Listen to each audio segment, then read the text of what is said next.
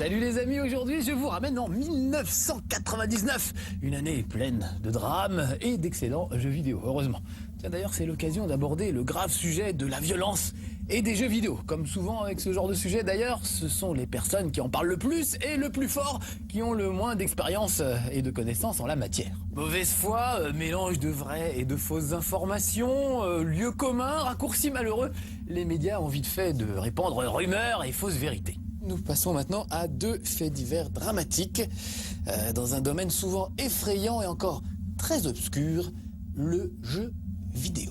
Tout d'abord, ce plombier qui a agressé un petit dragon avec son énorme marteau, et ce pour un bien maigre butin, à peine quelques pièces de monnaie. Et puis nous apprenons l'existence d'un trafic d'animaux rares forcés de se livrer à des combats d'une extrême cruauté. Deux reportages signés Jean-Michel Lapapeur et Paul Bienprofond.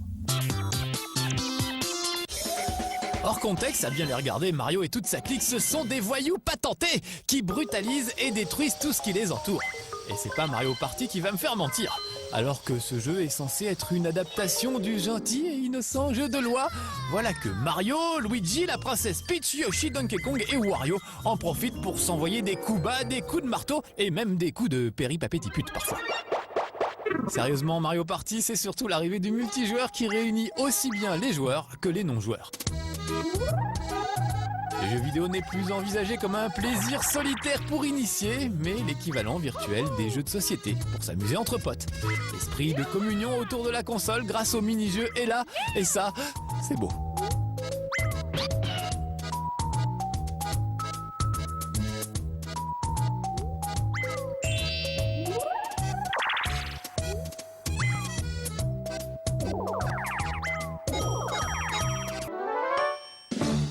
À la base, Pokémon, c'est un jeu de rôle dans lequel un dresseur bat la campagne en quête de Pokémon.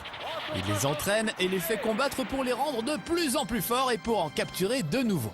Pokémon Stadium, lui, n'aborde que le côté combat de l'affaire sous forme de tournoi. Oh, cela n'a pas fait trop mal. Là où Nintendo a fait fort, c'est qu'avec la cartouche, la boîte du jeu contient un transfert pack. Cet accessoire permet d'importer sur sa Nintendo 64 les Pokémon issus des versions Game Boy rouge, bleu et jaune. Et oui, la firme japonaise sait entretenir comme personne la flamme des petits fans des drôles de monstres, et ça marche. Les Pokémon sont de type totalement différent. Et pour l'anecdote, sachez que le Pokémon Stadium, qui est sorti en Europe et aux États-Unis d'Amérique, est en fait Pokémon Stadium 2, puisque le vrai premier épisode, lui, n'est sorti qu'au Japon. De nombreux météores. Ouais, c'est touché. Oh, il est à terre.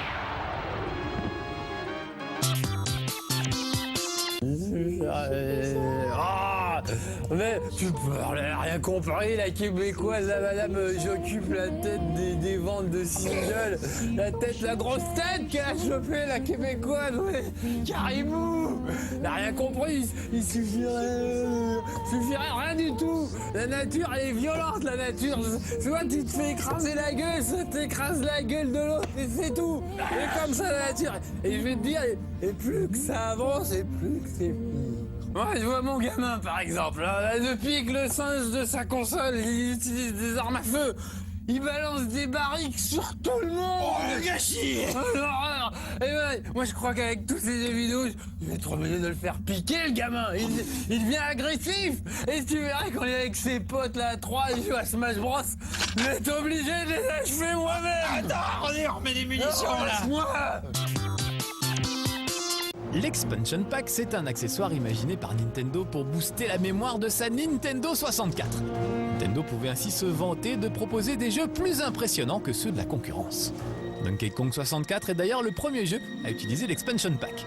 Ce mélange d'aventure et de plateforme tout en 3D était aussi et surtout une réussite du genre que l'on pouvait ranger au même niveau qu'un Mario 64 ou qu'un Banjo et Kazooie, ce qui n'est pas rien. Vous l'aurez compris, Donkey Kong 64 est un incontournable. Lorsque les principaux héros de Nintendo se réunissent, que font-ils? Eh ben, ils utilisent les pires vacheries pour se mettre sur la tronche et s'expulser hors du ring. Que voilà un bien mauvais exemple pour notre jeunesse. Plus sérieusement, Super Smash Bros utilise une idée lumineuse, le crossover, c'est-à-dire la réunion dans le même jeu de héros emblématiques issus d'univers différents. Les combats sont rapides, utilisant une pincée de plateforme et favorisant les alliances et les trahisons entre potes. Comme Mario Party, même si c'est dans un tout autre genre, Super Smash Bros prouve que le jeu vidéo n'est pas qu'un plaisir solitaire. J'ai trouvé de nombreuses utilisations à ma DualShock, un sujet auquel nous consacrerons une émission tout entière. Ça promet. Mais en attendant, revenons à vous, Josiane. Vous êtes devenue castratrice en jouant à Soul Calibur, c'est ça? Oui, c'est tout à fait ça, Jean-Luc. À force de manipuler de grandes épées en poussant des petits cris, eh ben, ça m'a ouvert l'esprit. Et depuis, à la maison, dès que j'ai une lame dans les mains, un couteau, quelque chose, c'est plus fort que moi. Il faut que je tranche, il faut que je découpe. Et pour le couple, c'est un véritable problème. Alain, vous, depuis Age of Empires, vous avez décidé de devenir dictateur et de déclencher la Troisième Guerre mondiale afin de devenir maître du monde. C'est bien ça? C'est tout à fait ça. Le jeu a révélé ma vraie nature. Je lui dois beaucoup, aussi bien au niveau du projet de vie que des stratégies guerrières, je dirais. Ah, on a hâte que vous vous développiez. Et enfin, vous, Michel, vous qui pensez que l'histoire devrait s'apprendre à l'école avec Medal of Honor, c'est ça? Ouais, exactement. Parce que moi, c'est grâce à Medal of Honor, si j'ai compris que les nazis, c'est des fils de Alors moi, je dis la prochaine fois, faut tous qu'on a des fusils. Comme ça, les nazis, quand ils viennent, on leur défonce sa mère. Merci Michel, merci. Avant d'aller plus loin, nos équipes se sont plongées dans l'enfer de ces jeux pendant 3 mois. Un reportage de Paul Schmurtz, Virginie Farfelu et Maggie Tarenaz. Aujourd'hui, face à la débauche de technologie, il est sûrement difficile de comprendre à quel point Soul Calibur fut une révolution dans le monde du jeu de baston sur console. Et pourtant, ce fut le cas, et avec la manière, s'il vous plaît.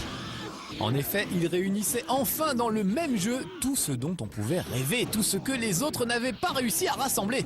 Des graphismes fabuleux, une musique et des bruitages qui assurent, un jeu nerveux et surtout des personnages en 3D charismatiques, possédant chacun une arme blanche. Des épées, un nunchaku, un marteau, il y en avait pour tous les goûts.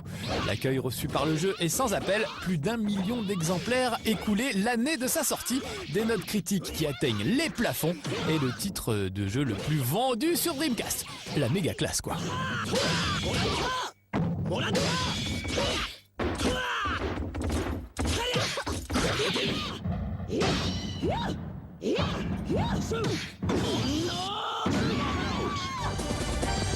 Et dans le genre succès ravageur, Age of Empires 2 n'est pas le dernier. Dans le milieu de la stratégie en temps réel, Age of Empires, premier du nom, avait déjà réussi à s'imposer avec plus de 3 millions d'exemplaires vendus. Les fans étaient nombreux et la suite était véritablement attendue au tournant. Eh ben, les attentes ne furent pas vaines. Et The Age of Kings débarque en 99 avec un jeu plus abouti que le précédent. De nombreux paramètres sont ajustés et de nombreuses nouveautés font leur apparition. La période abordée retrace des événements depuis la chute de Rome jusqu'à la fin du Moyen-Âge. Si le mode solo est du genre accrocheur, c'est sur le multijoueur qu'il enfonce le clou. Son secret, un équilibre parfait entre les différentes unités qui rendent les affrontements passionnants. Le succès est impressionnant.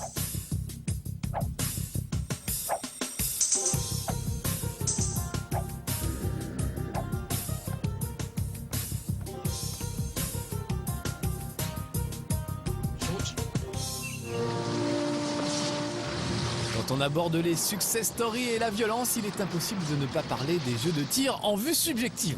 En 1999 sort le premier volet d'une série qui fera beaucoup parler d'elle, Medal of Honor.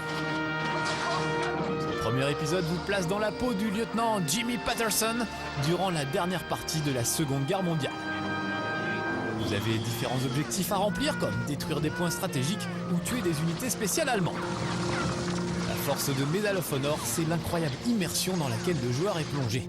Et ceci est le résultat d'une histoire particulièrement prenante avec une mise en scène cinématographique ainsi qu'une musique sublime et bouleversante. Avec les noms au générique de Steven Spielberg pour l'histoire et Michael Giacchino pour la musique, on réalise que le jeu vidéo est de plus en plus pris au sérieux.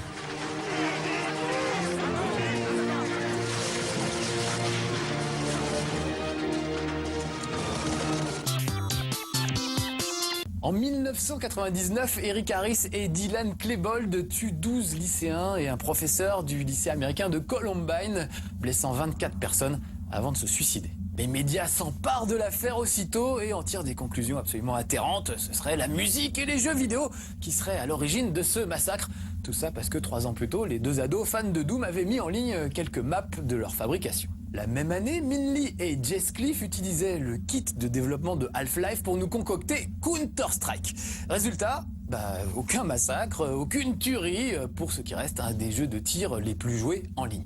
Totalement incompétent, mélangeant les vraies et les fausses informations, jouant sur le sensationnel, les lieux communs et les peurs collectives, les médias cherchaient un coupable facilement identifiable et condamnable. Et évidemment, le jeu vidéo était le coupable idéal. La différence entre des enfants qui jouent aux gendarmes et aux voleurs dans la cour de récré et des enfants qui jouent à se tirer dessus dans un jeu vidéo, c'est ça.